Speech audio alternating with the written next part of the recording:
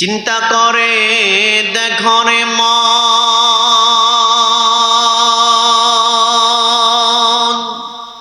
মনরে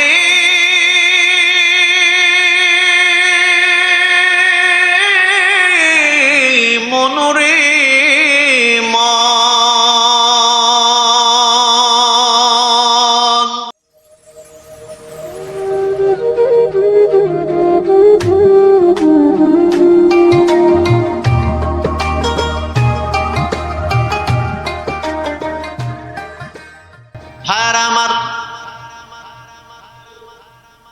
মুসলমান ইমানদার আল্লাহর গোলাম, ইবাদত একমাত্র হবে আল্লাহর জন্য,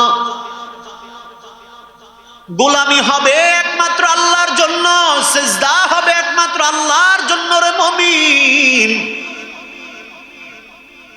দুনিয়ার জমিনে যদি বড় বড় মানুষ দেখো, বড় বড় পাহাড় দেখো, বড় বড় মূর্তি দেখো, টাকাওয়ালা দেখো, পয়সাওয়ালা দেখো, অর্থওয়ালা দেখো, কোন লাভ হবে না। পাওয়ারওয়ালা ব্যক্তি দেখো, মন্ত্রী বলো, এমপি বলো, সরকার বলো, কারো পায়ে সিজদা দেওয়া যাবে না যদিও তার পাওয়ার থাকে, যদিও তার কাছে ক্ষমতা, যদিও তার কাছে শক্তি, তারপরও তার গোলামি করা যাবে না, তার কাছে মাথা নত করা যাবে না। রাহমাতুল লিল আলামিন সব কিছু উম্মতদেরকে শিখা গেছেন। নবী জিহাদের ময়দান থেকে বিজয় অর্জন করে আসলেন, সাহাবাই কেরাম নবীজির সামনে ছিলেন, একটা ঘোড়া ছিল। বিজয় যখন উল্লাসে মাতাল শুরু করে গেল, রাহমাতুল লিল আলামিনের আনন্দে আনন্দিত হইয়া নবীর পাও মুবারকের মধ্যে ঘোড়া সিজদা দিয়া দিল। কি মুহাব্বত! ঘোড়ার সিজদা দেখিয়া সাহাবাই কেরাম দৌড়াইয়া গেলেন, নবীর পাও মুবারকের মধ্যে সিজদা দিবেন। রাহমাতুল লিল আলামিন সরাসরি হাতে বাধা দিয়া দিলেন, না না না, একমাত্র আল্লাহর পায়ে সিজদা দেওয়া যাবে, অন্য কারো পায়ে সিজদা দেওয়ার হুকুম নাই। যদি আল্লাহ দিতেন তাইলে বলতেন প্রত্যেকটা বিবিকে তোমার স্বামীর পায়ে সিজদা দাও, কারণ আল্লাহ এত সম্মান মানুষদেরকে দিয়েছেন, এত ইজ্জত দিয়েছেন বিবিরে স্বামীর কাছে, স্বামীরে বিবির কাছে। এই জন্য নবী বলেন, না উম্মত, কখনো আল্লাহকে ছাড়া কারো পায়ে সিজদা দেওয়া যাবে না। একমাত্র সিজদা পাওয়ার হুকুম একমাত্র পালন কর্তা, সৃষ্টিকর্তা আমার আল্লাহ সুবহানাল্লাহ।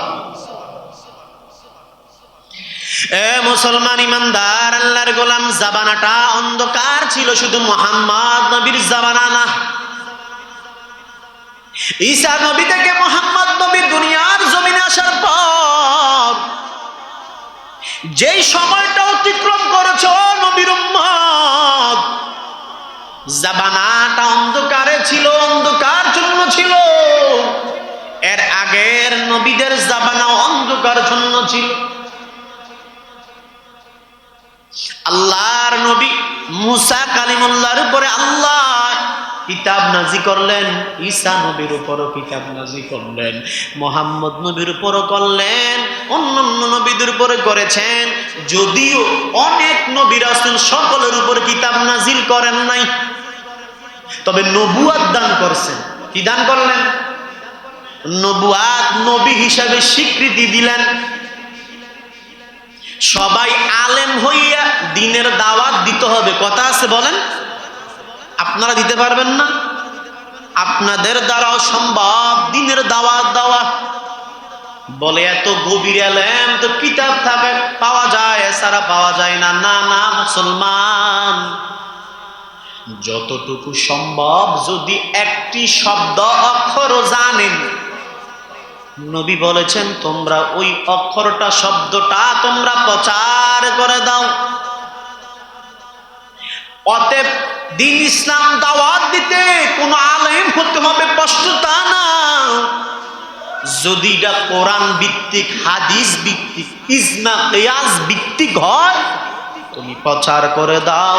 কারণ তোমার কাছ থেকে যদি একটা ভাই শিখে সিরাতাল মুস্তাকিম, সঠিক রাস্তা, যদি সে তোমার কাছ থেকে নামাজের দাওয়াত শিখে, রোজার দাওয়াত পায়, হজের দাওয়াত পায়, যাকাতের দাওয়াত পায়, হালালের দাওয়াত পায়, সঠিক পথের রাস্তা পায়, যদি তোমার কাছ থেকে মুসলমান সুন্নাতের তরিকা শিখতে পারে, যদি তোমার কাছ থেকে মুসলমান টুপি পরা শিখতে পারে, যদি তোমার কাছ থেকে মুসলমান দাড়ি রাখা শিখতে পারে, ও নবীর উম্মত, আল্লাহর নবী বলেন তুমি দাওয়াত দাও, তাহলে তুমিও বিনা হিসাবে জান্নাতি হবা।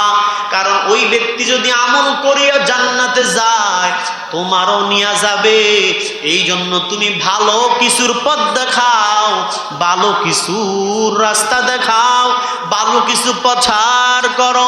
এমন কিছু করিও না, এমন গুনাহ প্রচার করিও না যেটার কারণে সে যদি তোমার কাছ থেকে গুনাহ শিখে, সে যদি তোমার কাছ থেকে খারাপ কাজ শিখে, সে যদি বদ আমল করে, তুমিও তোমার শিক্ষা দেওয়ার কারণে, তোমার কাছ থেকে শিখার কারণে আল্লাহর নবী বলেন ওই ব্যক্তি গুনাহ করিয়া যেমন গুনার ভাগীদার হলো, তুমি গুনাহ শিক্ষা দিয়া যে ওই ব্যক্তিকে চালাইলা, আল্লাহর নবী বলেন তুমিও সমপরিমাণ গুনার ভাগী হইলা। নাউজুবিল্লাহ। এই জন্য আমাদেরকে দিন শিক্ষা দিতে হবে সঠিক রাস্তা। কোন রাস্তায়? সঠিক রাস্তা। ও মুসলমান ইমানদার, আল্লাহ রাব্বুল আলামিন বলেন এই জন্য ওয়াবুদুল্লাহ ওয়ালা তুশরিকু বিহি শাইআ, আল্লাহর ইবাদত ছাড়া অন্য কারো ইবাদত করা যাবে না। মুসলমান ইমানদার যুগে যুগে যুগে যুগে নবী রাসূলরা আসলেন, দ্বীনের দাওয়াত দিলেন। যদিও সব নবীর উপরে আল্লাহ কিতাব নাজিল করেন নাই, এমন একটা গোত্রের ভিতরে নবী নাজিল করলেন, এমন একটা মহল্লার ভিতরে নবী নাজিল করলেন। একটা মহল্লার ভিতরে একজন নবীকে দিলেন, একটা গোত্রের ভিতরে একজন নবীকে দান করলেন, একটা এলাকার ভিতরে একজন নবী দান করলেন, একটা সমাজের ভিতরে একজন নবী দান করলেন। যদিও দেখতেছেন এখন মানুষের অভাব নাই, তখন মানুষের সংখ্যা ছিল কম। ওই জামানায় সামুদ জাতি নামে একটা জাতি ছিল, তারা শিরিকের মধ্যে লিপ্ত ছিল, এত পরিমাণ শিরিক করত আল্লাহর সঙ্গে, মূর্তি পূজা করত। সামুদ জাতির ভিতরে আল্লাহর এক নবী আসলেন, সালেহ আলাইহি ওয়াসসালাতু ওয়াসসালাম। নাম কি? সালেহ আলাইহি ওয়াসসালাতু ওয়াসসালাম। তবে সালেহ আলাইহি ওয়াসসালাতু ওয়াসসালাম প্রথম পর্যায়ে কোন নবী ছিলেন না। মাঝখানে আল্লাহ রাব্বুল আলামিন সালেহ আলাইহি ওয়াসসালাতু ওয়াসসালামের উপর নবুয়ত দান করলেন। সালেহ আলাইহি ওয়াসসালাতু ওয়াসসালাম দেখতে লাগলেন সামুদ জাতি একটা গোত্র, ওই জাতের ভিতরে এমন এমন প্রভাবশালী ব্যক্তি ছিল, টাকাওয়ালা ব্যক্তি ছিল, শিরিকের কাজ করত, গুনার কাজ করত, জুলুমের কাজ করত, অত্যাচার বেশি করত। এমন একটা পর্যায়ে পৌঁছে যাইত হযরতে সালেহ আলাইহি ওয়াসসালাতু ওয়াসসালামের সহ্য হয় না, যদিও তখন তিনি নবুয়ত দাবি হয় নাই, নবী হন নাই। এত পরিমাণ মানুষ ছিল, এর ভিতরে হযরতে সালেহ তাদেরকে দাওয়াত দিতেন। নবী হওয়ার আগে দাওয়াত প্রচার শুরু করলেন।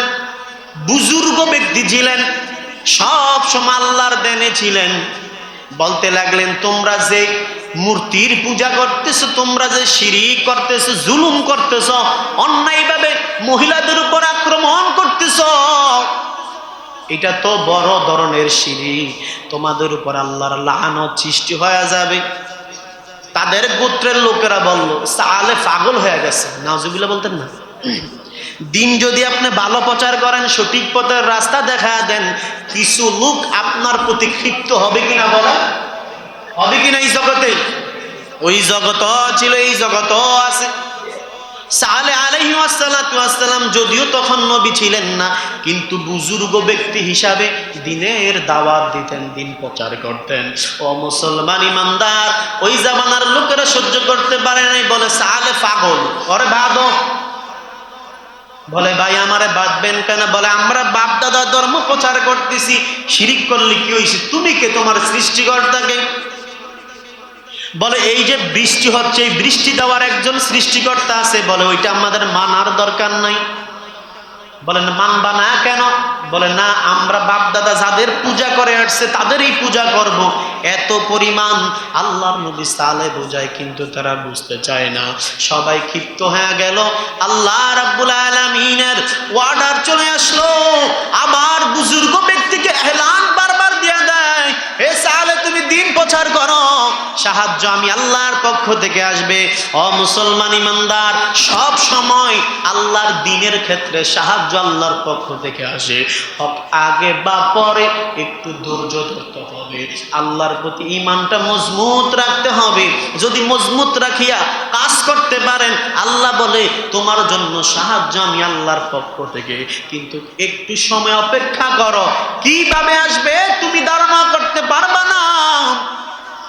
সালেহ আলাইহিস সালাম বললেন, এ সামুদের গোষ্ঠী শোন, তোমরা যেই পরিমাণ অপরাধ করতেছো, আল্লাহ বৃষ্টি বন্ধ করে দিবে আযাব দিয়ে, রোদের তাপমাত্রা বৃদ্ধি করে দিবে আযাব দিয়ে, আল্লাহ পানি শুকায় নিবে নদী থেকে, এটা তোমাদের জন্য আযাব। আল্লাহ যে জমিন থেকে রিজিক উৎপাদন করেন তোমাদের জন্য, এই রিজিক আল্লাহ রাব্বুল আলামিন বন্ধ করে দিবে। অতএব তোমরা কি বলো, তোমরা কি এগুলা কি সারবানা করবা? বলে এবার তো তোমাকে আর রাখা যায় না। সালেহ আলাইহিস সালাম তখন বুজুর্গ ব্যক্তি, এবার তার উপর আক্রমণ করা শুরু করলো। সালেহ নবী আলাদা হয়ে গেলেন, পাহাড়ের কাছে গিয়া কান্না করতেছে, আল্লাহ এত পরিমাণ বুঝাই বুঝে না। জিব্রাইলের মাধ্যমে আল্লাহ এবার ওহী নাজিল করে দিলেন, নবুয়ত দান করলেন। স্বপ্ন যুগে দেখলেন সালেহ আলাইহিস সালাম নবুয়তের দাবিদার হয়ে গেল। জিব্রাইল আসলেন, বলে গেলেন, হে সালেহ আজকে থেকে তুমি নবী, নবুয়ত দান করলাম, এবার তুমি কঠোরভাবে দ্বীন ইসলাম প্রচার করো। আল্লাহর নবী সালেহ আলাইহিস সালাম নবুয়ত পাইয়া তাদেরকে বুঝায়, কিন্তু তার বুঝ কেউ মানে না। কে কার কথা শুনে রে বাবা? এবার সামুদ জাতির লোকেরা এত অত্যাচারী ছিল, এত পরিমাণ হিংস্র প্রাণী ছিল, তারা বলা শুরু করলো, ঠিক আছে আমরা একটা প্রশ্ন তোমারে করব, একটা প্রশ্ন রাখবো, তুমি যদি মানতে পারো তাইলে তোমাকে আমরা মানবো, তোমার হুকুম পালন করব, তোমার সৃষ্টিকর্তার দায়িত্ব পালন করব। বলে কি পালন করবা? বলে কি প্রশ্ন করবা বলো।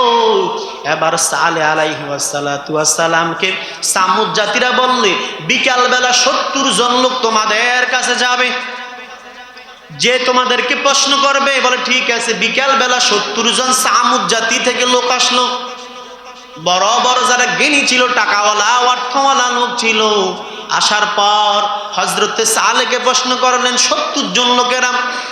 ওই কওমের লোকেরা বললেন, হে সালেহ আমি তোমাকে ততক্ষণ মানবো যদি ওই দেখতেছো বিশাল বড় পাহাড়, ওই পাহাড় থেকে যদি একটা জীবন্ত উট আসে আমাদের কাছে, এবং লাল রং হতে হবে, ভিতরে 10 মাসের গর্ভধারণী একটা বাচ্চা থাকতে হবে, এটা কি সম্ভব বলেন?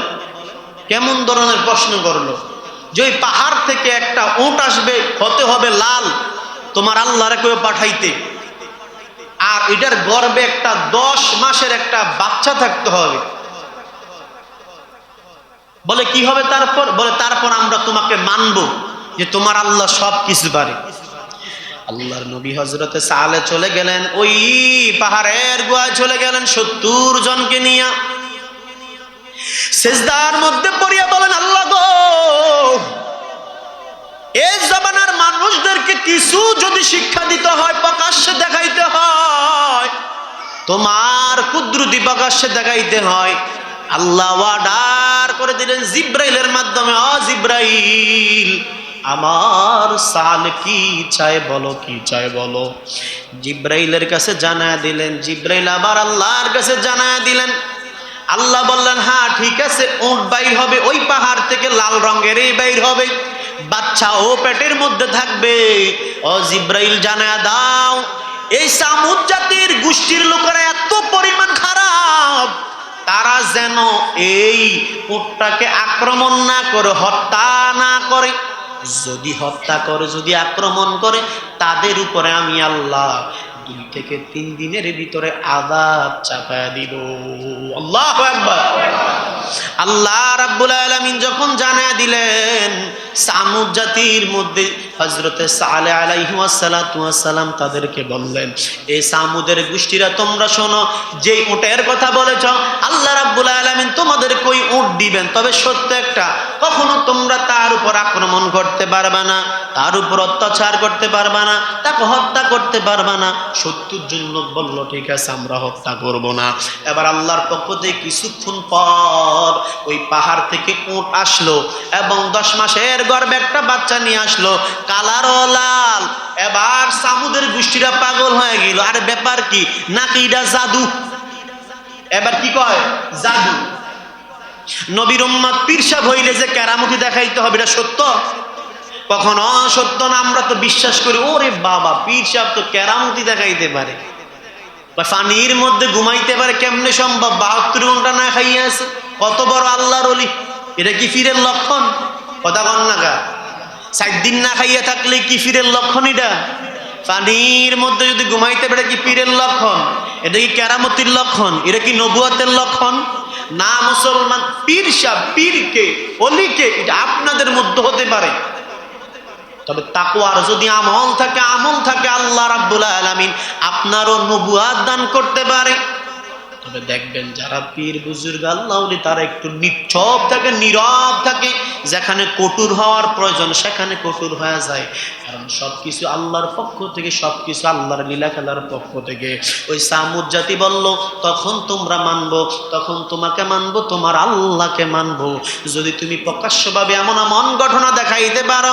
এবার উট আসলো, আসার পরে তারা বলল, সামুদের গোষ্ঠীরা বলে সালে নবী যা বলে সবকিছু সত্য, সে জাদু করতেছে। বলে না, তোমাকে মানা যাবে না। তো তোমরাই তো কিছুক্ষণ আগে বলেছো আল্লাহর পক্ষ থেকে আসলে মানবা, বলে তুমি জাদুগিরি করতেছো, হবে না। আল্লাহর নবী মুহাম্মদুর রাসূলুল্লাহ যখন দ্বীনের দাওয়াত দেওয়া শুরু করলেন, বলেন এই জিনিসটা গড়াইতে পারলে তোমাকে মানবো। নবী গড়াইলেন, সব আল্লাহর পক্ষ থেকে, কিন্তু দেখা গেল মুসলমান ওই নবীকে অস্বীকার করা শুরু করলো, নবীরে মানে না। আল্লাহ অর্ডার দিলেন, নবী গো আপনি চিন্তিত হওয়ার কোনো কারণ নাই, কারণ আল্লাহর কাছে যখন নবী অ্যাপ্লিকেশন করে কিছু চায়, আল্লাহর কাছে বলে আল্লাহ গো আমার জাতিকে যদি তুমি এই জিনিসটা দেখাও, এই জিনিসটা দাও, তাইলে তোমাকে মানবে, তোমাকে ভালোবাসবে। জগতের মধ্যে যদি আপনার একটা সুপারিশের কারণে একজন ব্যক্তি খারাপ পথ থেকে ভালো পথে আসতে চায়, কিন্তু আপনি সুপারিশ করলেন মুসলমান, তারপরে যদি সে খারাপ লাইনেই থেকে যায়, আপনি তো তার কাছে ছোট হয়ে যাবেন। আপনার সুপারিশে এমন কিছু করলাম, আপনি নিলেন ওকালতি করিয়া, কিন্তু দেখা গেল পরবর্তীতে সে মানল না, তাকে মুখ দেখাইতে গেলে কেমন কেমন জানি ছোট ছোট ভাব দেখা যায়, লজ্জিত অনুভব করা হয়। আল্লাহর নবী বলেন আমি সুপারিশ করিয়া তোমাদেরকে এত এত জিনিস এনে দিলাম, তোমরা মানবা বলেছ, কিন্তু আজকে মানো নাই। নবী একটু চিন্তিত হয়ে গেল, নিজের মনটা খারাপ করলেন। আল্লাহ রাব্বুল আলামিন আয়াত নাজিল করিয়া দিয়া বলেন, নবী আমার, ও পয়গম্বর, আপনি চিন্তিত হবেন না, আমি আল্লাহ যা জানি আপনি তা জানেন না। ও নবী আমি জানি তারা যে এত ঘটনা দেখার পরও আপনারে মানবে না, তারা এত কিছু উপলব্ধি করার পরও আপনি নবীকে মানবে না, আপনি রাসূলকে মানবে না, আপনি মন ঘাবড়াবেন না। নবী আপনি দিনের দাওয়াত দেন, আমি আল্লাহ আপনার সঙ্গে আছি। আল্লাহ রাব্বুল আলামিন বারবার আল্লাহর নবীদেরকে সান্ত্বনা দিতেন, সব নবীদেরকে সান্ত্বনা দিয়া দিতেন। ও মুসলমান ইমানদার, ওই সালেহ আলাইহি ওয়াসসালাতু ওয়াসসালাম বললেন, এবার তোমরা মানো। তারা বলে না, আমরা মানবো না। ব্যাপার কি মানবা না? বলে আমরা তোমাকে জাদু হিসেবে মনে করি। এবার সালেহ আলাইহি ওয়াসসালাতু ওয়াসসালাম আবার সিজদার মধ্যে কান্না। এবার কিছু লোক মেনেছে, কিছু লোক মানে নাই। কারো ভিতরে অন্তরে ভয় লেগে গেল, কারো ভিতরে অন্তরে আল্লাহর কম্পন সৃষ্টি হয়ে গেল, না যদি ক্ষতি চলে আসে। এবার সালেহকে 50%-এ 10% মানলো, 40% মানে না। সবাই তো আর খারাপ না, সবাই খারাপ বলেন? সমাজের সবাই খারাপ না, রাষ্ট্রের সবাই খারাপ না, ক্ষমতাওয়ালা সবাই খারাপ না, দায়িত্বওয়ালা সবাই খারাপ না। দুই একজনের কারণে সব কিছুর বদনাম হবে না, না না মুসলমান। সংবিধান তালাশ করে কি চায়, আইন দেখো কি চায়, একজনের কারণে 10 জনের বদনাম হবে, তাও প্রশ্ন না রে মুসলমান। ইসলাম শিক্ষা দেয় না, ইসলাম বলে তদন্ত করো। দেখো কোরআন কি বলে, হাদিস কি বলে, ইজমা কি বলে, সংবিধান কি বলে। ও মুসলমান ইমানদার, ওই জামানার মধ্যে সালে নবীকে 10% লোকেরা মানলো, 40% লোকেরা মানে নাই। এবার যারা মানলো তারা সালের পক্ষে আসছে, যারা মানে নাই তারা একটা চিন্তা করলো যে সালেহ আলাইহি ওয়াসসালাতু ওয়াসসালামের পক্ষে 10 জন চলে গেছে, বাকি সবাই যাবে, আমাদের একটা উচিত ওই যে উটটা এটাকে হত্যা করতে হবে। কখন হত্যা করবে, কত পরিমাণ ষড়যন্ত্র, কিভাবে মানুষকে ছোট করা যায়। সালেহ আলাইহি ওয়াসসালাতু ওয়াসসালামের একদিন দায়িত্ব ছিল উটটাকে পানি পান করাতে হবে। সালেহ আলাইহি ওয়াসসালাতু ওয়াসসালাম একা পানি পান করানোর জন্য নদীর মধ্যে চলে গেলেন। যাওয়ার পর সামুদ জাতিরা সবাই মিলিয়া সালেহ আলাইহি ওয়াসসালাতু ওয়াসসালামকে বুঝানোর পর বললেন, আপনি আমাদেরকে উটটা দেন, আমরা পানি পান করাবো, আপনি আজকে পান করাতে হবে না। পয়গম্বর নবী তো বুঝলেন এই জামানার মানুষ ভালো, দিয়া দিলেন। দেওয়ার পর নিয়ে এটাকে হত্যা করলেন। হত্যা করার পর সালেহ আলাইহি ওয়াসসালাতু ওয়াসসালামের কাছে এবার কিছু মাংস নিয়ে আসলেন। বললেন, হে সালেহ, নাও তোমার ওটার এই অবস্থা আমরা করেছি। আল্লাহর নবী বলেন, হে সামুদ জাতি, এটা এমন একটা উট, তোমরা কাকে জবাই করেছো, হত্যা করেছো জানো? এটা জগতের মধ্যে না, এটা আল্লাহর পক্ষ থেকে একটা কুদরত, তোমরা তাকে হত্যা করেছো। দেখো 3 দিনের মধ্যে তোমাদের উপর আযাব আসবে। বলে, আসুক তোমার আল্লাহর পক্ষ থেকে আযাব, সমস্যা নাই। ওই কিছু লোক আছে না, এত পরিমাণ বুঝাইবেন, বুঝানোর পরে বলবেন নামাজ পড়তাম নাই। কি হইবে হক, যাকাত দিতাম নাই, অত্যাচার শুরু করেছি বন্ধ নাই। সারাদিন বুঝাইবেন এই পথে যা, সে দেখবেন ওই বাম রাস্তায় ঘুরে, আছে না নাই বলেন? এত পরিমাণ বুঝাইবেন, সঠিক রাস্তা আসে বুঝবে না, বুঝ মানবে না। বিপদে বললে কি হয়েছে, যাও। নিজের সন্তান, বিবি, বাবা মা, আত্মীয় স্বজন, বন্ধু বান্ধব সঠিক রাস্তা দাওয়াত দিবেন, মানতে চাইবেন না। কারণ ভালো কয়জনে বুঝে, ঠিক কিনা বলেন? সব তো আর সঠিক রাস্তা আসে না, কারণ আল্লাহর রহমত থেকে যারা বঞ্চিত তারা আল্লাহর পক্ষে আসতে চায় না। আর যাদের ভিতরে আল্লাহর রহমত আছে তারাই সঠিক রাস্তা আসে। আল্লাহর নবী সালেহ বললেন 3 দিনের মধ্যে আযাব আসবে। বলে, আসো তোমার আল্লাহর আযাব দেখি কি পরিমাণ, কি একটা ধমক দিলে। মানতে চায় না তো। একদিন চলে গেলে কোনো আযাব নাই, পিছন থেকে সামুদের গোষ্ঠীরা বলো ঠাট্টা করতেছে, অট্ট হাসি মেরে বলে, ও সালেহ, তুমি তো বলেছো তোমার আল্লাহর পক্ষ থেকে আযাব আসবে, কই বোকা তুমি, নবুয়ত ফাও কামের দ্বন্দ্ব। তোমাকে কে নবী মানে? যারা মানে তারাই বোকা। আল্লাহর নবী বলে, একদিন চলে গেলে দ্বিতীয় দিনে চলে গেল। দ্বিতীয় দিন আরো সামুদের অনেক লোক আসিয়া বলল, এ সালেহ নবী, তুমি তো নবুয়ত দাবি করছো, তুমি বলেছো যে সত্য কথা, আযাব আসবে, কই তোমার আযাব, কই তোমার আল্লাহর আযাব? সালেহ নবী বলেন, আল্লাহ গো, যদি তোমার আযাব এখন না দাও তবে আমাকে তো অস্বীকার করবে। আমি তো বলেছিলাম 3 দিনের ভিতরে আযাব আসবে। 2 দিন চলে গেল, তারা আমাকে অস্বীকার করে মিথ্যা নবী হিসেবে স্বীকৃতি দান করতেছে। আল্লাহ কোথায় যাব, যাওয়ার রাস্তা নাই। আল্লাহ কি নবীদের সঙ্গে আছে না নাই বলেন? নবীরা যা বলেছে সব সত্য। আল্লাহর নবী মুহাম্মদুর রাসূলুল্লাহ কাফিরদেরকে যখন দ্বীন প্রচার করতেন, বলতেন আমি এই জিনিসটা বললাম আগামীকালকে ঘটবে। আবু জাহেল বললেন হ্যাঁ তা বিশ্বাস করি। তো মানো না কেন? বলো এটা সম্ভব না। এটা কি সম্ভব না? নবী বললেন আমি যদি এখন বলি পাহাড়ের ওই প্রান্তে এমন একটা জিনিস ঘটনা আছে, তোমরা কি বিশ্বাস করবা? কাফেররাও বলে হ্যাঁ মুহাম্মদ, আমরা দুনিয়ার জমিনে আসার পর থেকে এই পর্যন্ত যত কথা তোমার জবান থেকে শুনেছি কোনোদিন মিথ্যা কথা বলো নাই, সব সত্য। আমরা জানি তুমি যদি এখন বলো পাহাড়ের ওই প্রান্তে এমন এমন জিনিস আছে, আগুন আছে, তাও আমরা বলি সত্য। তবে মানো না কেন? বলে এটা আমাদের বাপ দাদার ধর্ম, আমরা ছাড়তে পারবো না। সালে নবী বলেন আল্লাহ গো, এই জবানায় যদি আপনি আমাদেরকে এখন যদি এই আযাব না দেন, আমাকে বিশ্বাস করবে না, মিথ্যা রূপে সাব্যস্ত করবে।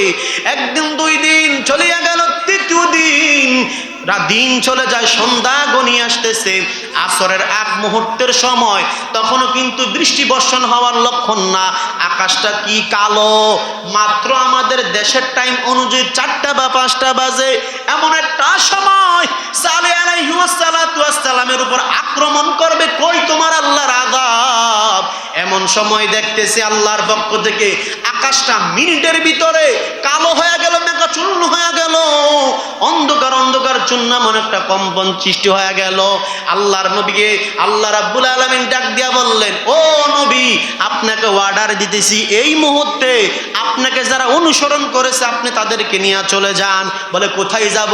এমন এমন একটা নির্দিষ্ট স্থান দিয়েছে, আপনি তাদেরকে ওই জায়গায় নিয়ে যান, আর দেখেন তাদের হালাত কি করি। কিছুক্ষণ পর আল্লাহ রাব্বুল আলামিন এত পরিমাণ আযাব দিলেন, পুরা জাতটাকে আল্লাহ রাব্বুল আলামিন আযাব দিয়া ধ্বংস করে দিয়েছে। নাউযুবিল্লাহ বলে চলে। আল্লাহ পারে কিনা বলেন? নবীরা যা বলেছে সত্য কিনা বলেন? আল্লাহর নবীরা যা বলেছে, রাসূলরা যা বলেছে সব সত্য। এবার ধ্বংস হওয়ার পর আল্লাহ রাব্বুল আলামিন সাহালে নবীকে বললেন নবী, এবার আপনি যারা মানছে তাদেরকে নিয়ে আপনার ওই গোত্রেতে যান, গিয়া দেখেন তাদের কি হালাত। কয়েকদিন পর আসলেন, আসার পর ওই গোত্রের মধ্যে তারা দেখলো, দেখার পর সালে নবীকে যারা মানলো সামুদ গোষ্ঠী, তারা বলতে লাগলো হ্যাঁ নবী আপনি সঠিক। তাদের ভিতরেও কিছু যারা তার অনুসরণ করেছে, কিতাবে আসছে, তাদের ভিতরে 2-1 জন মুনাফিকি করেছে, মানে মানছে সত্য, আপনারা মানি ঠিক, কিন্তু তারপরও ভিতরে কি রাখছে? সন্দেহ রেখেছে। মুসলমানের ভিতরে দেখবেন কিছু লোক আছে নামে মুসলমান, ভিতরে কিছু আলামত কাজ করে মুনাফিকে, ঠিক কিনা বলেন? আর বাঁচার জন্য কত যে কি করে, আল্লাহ হেদায়েত দান করে, বলেন আমিন। মনে রাখবেন আপনার উপর আক্রমণ আসুক আর নির্যাতন আসুক, আপনার উপর হামলা মামলা আসুক, যদি আপনি মুসলমানের সন্তান হন, ডোন্ট কেয়ার, এগুলোর দিকে তাকানো যাবে না। যাবে বলেন? কোরআন যেই দিকে, হাদিস যেই দিকে, ইসলাম যেই দিকে, যেটার উপরে মতাদর্শ থাকবে, রাসূল যে শিক্ষা দিয়েছেন ওইটার উপরে থেকে যাবেন। এতে আপনার উপর আক্রমণ আসলো কি হয়ে যায় দেখা যায় না, কারণ জুলুম অত্যাচার শুধু এই জামানায় ছিল না, এর আগেও ছিল। আল্লাহ আমাদেরকে বুঝার তৌফিক দান করে, বলুন আমিন। মনে রাখবেন একটা সমাজ আপনাকে সবাই ভালো দেখতে পারবে না, একটা রাষ্ট্র আপনাকে ভালো দেখতে পারবে না। হ্যাঁ, আপনাকে লক্ষ্য রাখতে হবে আপনি সঠিক আছেন কিনা। নিজেকে যদি উপলব্ধি করেন আপনি কে, আপনি কোথায় আছেন, কি করবেন, আপনার মানুষটা কেমন, আপনি তখন বুঝতে পারবেন। বেশি কিছু লাগে না। আলী বলেছেন যে তুমি নিজেকে নিজে চিনো, দিছি জানা ভাল লাগবে না কিছু। আমরা তো নিজেরাই এখন নিজে চিনলাম না। আল্লাহ আমাদেরকে সঠিক পথে থাকার তৌফিক দান করে, বলেন আমিন। পবিত্র কালামে পাকের সূরা নিসা থেকে আয়াতের সামান্য কিছু আয়াত তেলাওয়াত করেছি, ওই আয়াতের উপরে সামান্য কথা বলবো। আল্লাহ সুবহানাহু ওয়া তাআলা যেন এই গুনাহগারের জবান দ্বারা বলার তৌফিক দান করে এবং আপনারা যেন সহজে বুঝতে পারেন, বুঝাইতে পারেন। আল্লাহ যেন সেই খাস রহমত নাজিল করে, বলেন আমিন। রব্বুল আলামিন বলেন ওয়া'বুদুল্লাহা ওয়া লা তুশরিকু বিহি শাইআ। আল্লাহ বলেন আমি আল্লাহর একমাত্র গোলামি করবা, আর আমি আল্লাহর সাথে অন্য কোনো ব্যক্তিকে, বস্তুকে তোমরা শরীক করিও না। অংশ হিসাবে তোমরা আমি আল্লাহর সাথে অন্য কিছুকে যোগ করিও না, অ্যাডজাস্ট করিও না। এ হলো আয়াতের অর্থ। আসুন আমরা ব্যাখ্যাতে যাই। তাইলে আল্লাহ বললেন আল্লাহর সাথে কাউকে শরীক করা যাবে না, তার মানে আল্লাহ কয়জন? জোরে বলেন কয়জন? একজন। কুল হুয়াল্লাহু আহাদ আল্লাহুস সামাদ লাম ইয়ালিদ ওয়া লাম ইউলাদ ওয়া লাম ইয়াকুল লাহু কুফুয়ান আহাদ। আল্লাহ বলেন কুল, হে নবী বলে দিন, কুল হুয়াল্লাহু আহাদ, আমি আল্লাহ এক অদ্বিতীয়, তার সঙ্গে কি নাই? আর কেউ নাই। আল্লাহুস সামাদ, তিনি লা শারীক, অমুখাপেক্ষী। লাম ইয়ালিদ ওয়া লাম ইউলাদ, তিনি কাউকে জন্ম দেন নাই এবং তাকেও কেউ জন্ম দেয়নি। ভাইয়ার আমার, তার মানে বুঝা গেল আল্লাহ এক, ইবাদত ওই আল্লাহরই করতে হবে। এটা আল্লাহ গোপন ছিলেন, যুগে যুগে নবী রাসূলদেরকে পাঠাই আল্লাহ প্রকাশ হলেন।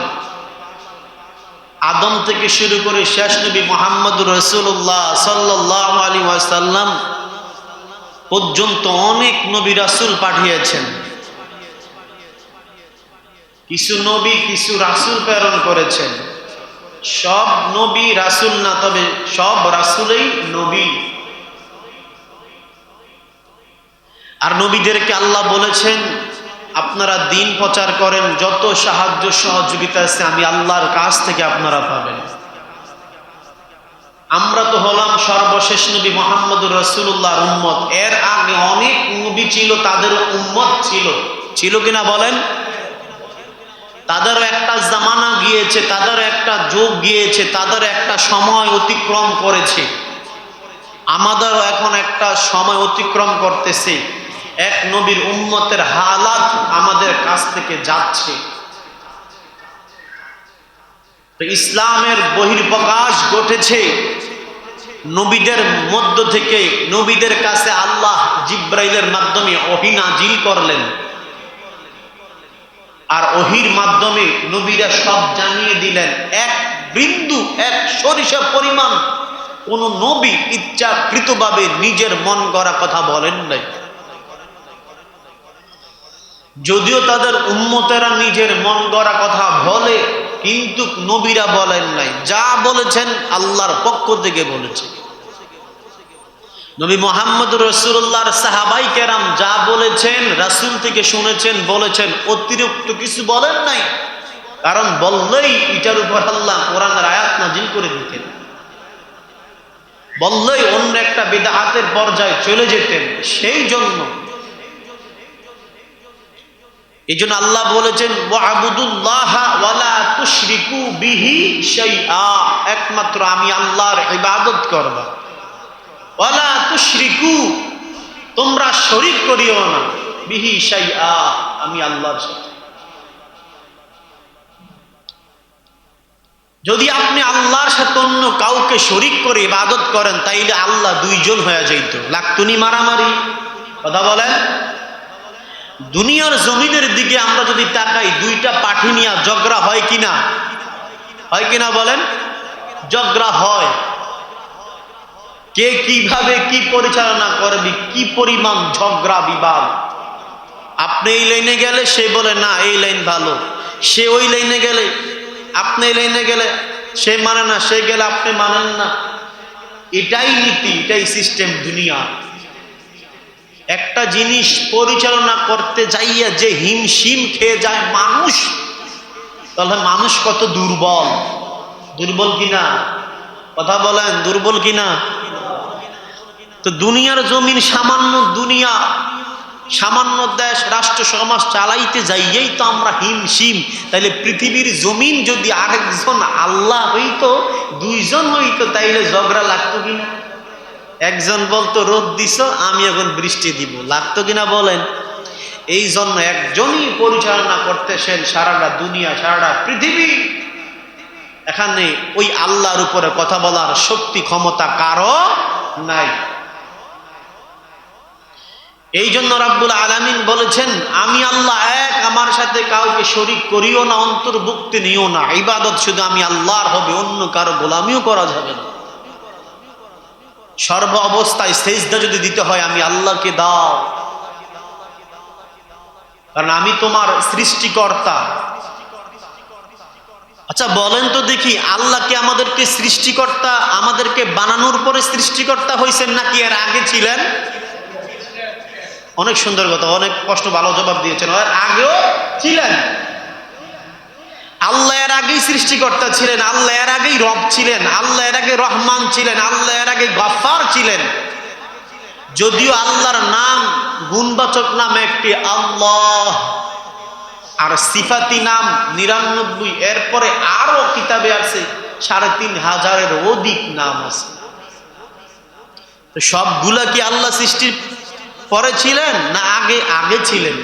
সব দয়ালু, মায়া মোহাব্বত, হ্যাঁ, তারপর তিনি সৃষ্টি করলেন, দয়া দেখালেন বান্দার প্রতি। এই জন্য আল্লাহ বলেন, বান্দা আমি আল্লাহর গোলামি ছাড়া অন্য কারো গোলামি করা যাবে না। আমি আদায় করো, আমি আল্লাহ নেয়ামতের ভান্ডার দিয়া দিই।